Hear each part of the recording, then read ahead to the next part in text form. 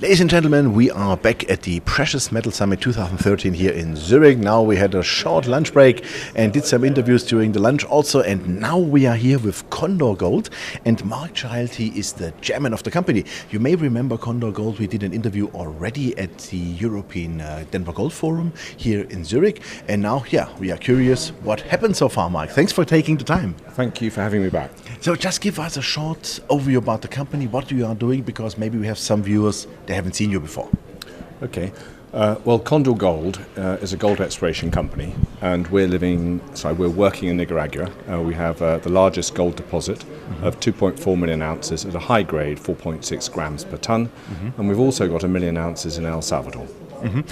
Is it open pittable? Yes, it is. It is, because then with 4.6 grams, that's very comfortable. It's a combination. We have 950,000 ounces open pit resource at 3.6 grams per ton with a 1 gram cutoff, and the balance is underground. Great. So if I remember that correctly, in April we spoke about that you have a summer drill program, is that correct? Or that the drills were turning? Correct. So what happened in the last 7 months? What have you achieved? Right. Well, when we last met, you're quite right. We had 5 drill rigs operating, and we were halfway through a 23,000 meter drill program. So we completed the drill program, which is good. That's gone satisfactory, and we should produce in the next week or so an updated resource to include this additional 23,000 meters of drilling. That drilling has showed the same continuity of grade, the same continuity of mineralization, and so it's looking quite positive. What we've also done is we've advanced the different studies for the pre-feasibility study. So we have a PEA out already, and we have an NI 43-101 resource. So although we're London listed, we're doing everything to Canadian code, the 43-101. The PEA says 150,000 ounce production of gold should be possible per annum for the first 8 years of a 13-year mine life, and our cash costs are $575 an ounce. Wow. That was a March PEA, and also in March we raised 7 million sterling, around $10 million. So we spoke about that. Yes, we just got that in, right? So we're reasonably well funded. Yeah. At the interim stage, we had about 5 million sterling left. Today we have about 4 million sterling, so $6 million or so. But importantly, we stood down the drill rigs. So apart from completing the drill program, we are also doing a number of the studies to pre-feasibility study level. So we've completed the metallurgy to PFS, we've completed geotechnical to PFS, we're halfway through the environmental study. I just came in on Sunday from Nicaragua, so I have 1 week a month there, and we had a guy there to do the geochemistry for the acid leach components. So we're going full steam to the pre-feasibility study. Very good, always good to hear that. Thank you. So give us, maybe you can give us some numbers about what's the recovery rate with the metallurgy. I'm sure you did your test, as you said it, you completed it. So please give us an indication about that. Then you said $575 cash costs. What would be the all-in cost? Just an estimate, of course, because you can't say it precisely, I know that. But do we talk about like $700 or do we talk about $800 or $900? Just an estimate. Okay. Thank you. The metallurgy was completed by SRK in Denver. We have a 540-page report. They did 8 different studies, and it's a standard carbon in pulp system. And it gives us 94% recoveries, but in the report they say you might lose 2% through going through the mill, so we're budgeting on 92% recoveries, which is very decent. Which is good. Yeah. Any byproducts? There is silver. We have roughly 1 gram of silver for every gram of gold. So on the project we'd have about 50,000 ounces of gold equivalent in silver. So there's a very small silver credit. But it helps. But it helps. Helps pay a few bills. So the metallurgy, no problems. There's no arsenic. There's no sulfides. It's very simple. So we're lucky. And one of the key things that can break a gold business is having the wrong metallurgy. We've got the right metallurgy and we've got the high grade.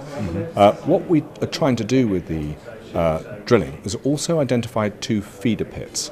And we've done that. So we'll have approximately, when we make an announcement, either at the end of this week or early next, we'll have the main pit of around 950,000 ounces, and we'll have 2 feeder pits, which will give us another 200,000 ounces. So we're changing the mix of production from being 60-40 open pit underground in the PEA to try and be 100% open pit. Oh, wow. Now that brings the cost down.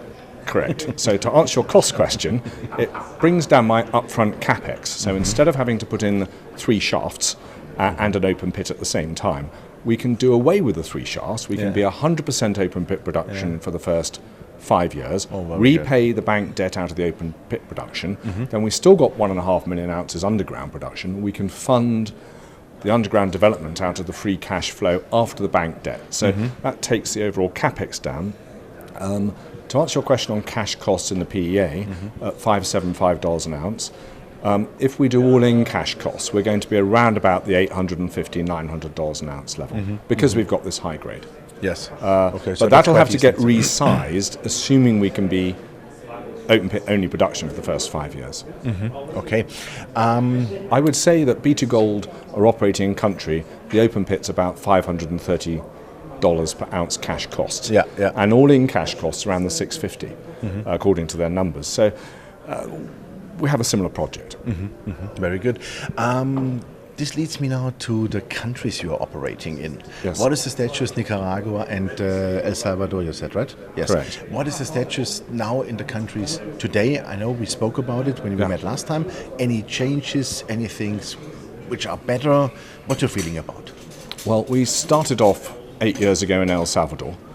We drilled out, we got to 1.1 million ounces, and the government 5 years ago suspended all the assets.